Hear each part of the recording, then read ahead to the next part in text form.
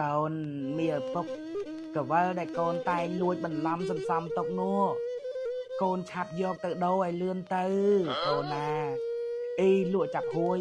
គាត់បិទតូបលែងទទួលឥឡូវហើយកូនឆាប់យកទៅដូរទៅ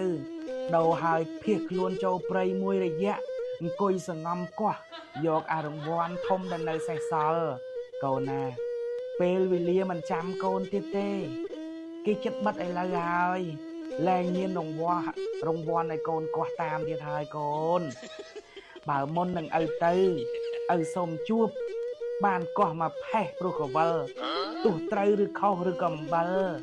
ឪពុកអត់ថាទេកូនអើយឪពុកតែងមានក្តីសម័យថានឹងមានប្រាក់ខែប្រចាំខែមានឡាន Ford ជិះដោយការផ្សងសំណាងនេះអត់ដែលខំរកស៊ីអីទេពុកតែងតែចាំនៅរង្វាន់ហ្នឹងឥឡូវគេបិទហើយកូន